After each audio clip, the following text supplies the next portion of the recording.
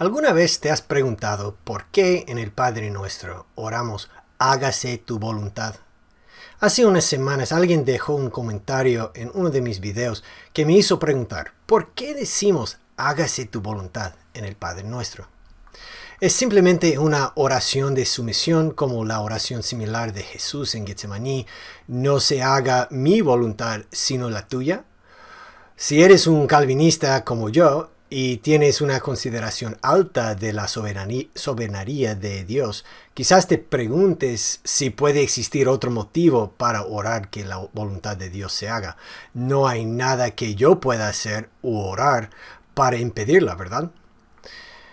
Para comprender qué significa la voluntad de Dios en la oración del Señor, primero tenemos que examinar cómo se usa en la Biblia entera. Al hacer esto, nos damos cuenta de que hay por lo menos dos maneras distintas en que las Escrituras refieren a la voluntad de Dios. Por un lado, hay pasajes como Salmo 115, versículo 3, que dice, nuestro Dios está en los cielos, Él hace lo que le place. Y Daniel 4, 32, el Altísimo domina sobre el reino de los hombres, y lo da a quien le place. En estos casos, la implicación es que la voluntad de Dios es inquebrantable. Nada puede estorbarla. Pero otros pasajes sugieren que las personas puedan violar la voluntad de Dios. Por ejemplo, en Mateo 7, 21, Jesús dice que algunos no hacen la voluntad de su Padre. De modo parecido, muchos pasajes llaman a creyentes a hacer la voluntad de Dios, como Salmo 143, versículo 10, enséñame a hacer tu voluntad, y Efesios 6:6, haciendo de corazón la voluntad de Dios, que implica que es posible no hacer la voluntad de Dios. Por supuesto, los teólogos han creado nombres raros para denominar estos aspectos de la voluntad de Dios. Su voluntad decretiva refiere a lo que Dios decreta que pasará, o sea, su voluntad soberana y eficaz. El otro aspecto es la voluntad preceptiva, es decir, los preceptos o mandamientos de Dios que todos desobedecemos al pecar. Estos dos lados de la voluntad de Dios aparecen juntos en dos historias bíblicas bien conocidas. En la primera, la voluntad preceptiva se quebranta cuando los hermanos de José lo venden como esclavo. Pero Dios usa ese pecado para realizar su voluntad decretiva, para que se preservara la vida de mucha gente. De Génesis 50, versículo 20. En el segundo ejemplo, los impíos, los violadores de la voluntad preceptiva de Dios, matan a Jesús en la cruz por el plan predeterminado de Dios, o sea, su voluntad decretiva, de Hechos 2:23. Por eso, siempre que vemos que la Biblia menciona la voluntad de Dios, vale la pena preguntarnos cuál aspecto de la voluntad de Dios está frente a nosotros. En el caso del Padre Nuestro, el contexto nos da una pista.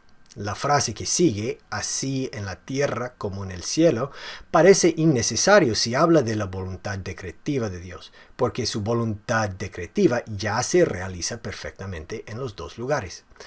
Por otro lado, si se entiende como su voluntad preceptiva, entonces la combinación tiene más sentido. Los mandamientos de Dios sí se cumplen en el cielo por los ángeles y los santos, pero no por los humanos aquí en la tierra. Así que hágase tu voluntad se vuelve una oración que la vida en la tierra se convierta más como la vida en el cielo. El paso siguiente en nuestro estudio puede ser una investigación de cómo los teólogos más sabios que nosotros han entendido el pasaje. En este caso, los catecismos reformados son un buen punto de partida porque incluyen explicaciones del Padre Nuestro como un elemento principal.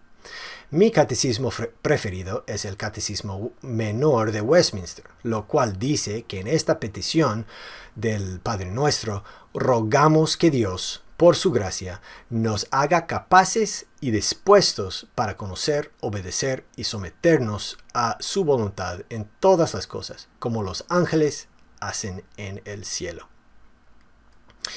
Este lenguaje corresponde bien con lo que hemos dicho hasta ahora sobre la voluntad preceptiva de Dios, así que parece que estamos por el buen camino.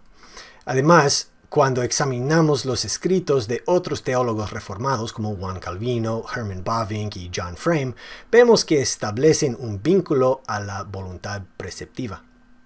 Sin embargo, no debemos adoptar una actitud muy dogmática en este punto. El gran teólogo del siglo XVII, Francisco Turretini, creía que esta frase refiere tanto a la voluntad decretiva como a la preceptiva, no solamente a esta última. De todos modos, podemos ponernos de acuerdo que la voluntad preceptiva, los mandamientos de Dios, es por lo menos una parte del significado de las palabras hágase tu voluntad en la oración del Señor. No es meramente una petición a Dios que haga lo que va a hacer de todos modos. En cambio, es una oración que tú y yo, nuestras familias, nuestras iglesias y toda la humanidad obedezcamos alegremente a Dios cada vez más. Pedimos que el dolor, la oscuridad y el pecado alrededor y adentro de nosotros se transforme cada vez más en el amor, la paz y la justicia que ya predomina en el cielo. Al ver y experimentar las pruebas que nos afectan en esta vida terrenal, espero que el valor de esta petición enseñada por Jesús se haga cada vez más evidente tanto para ti como para mí. Espero que este video fuera útil para ti. Gracias por mirar.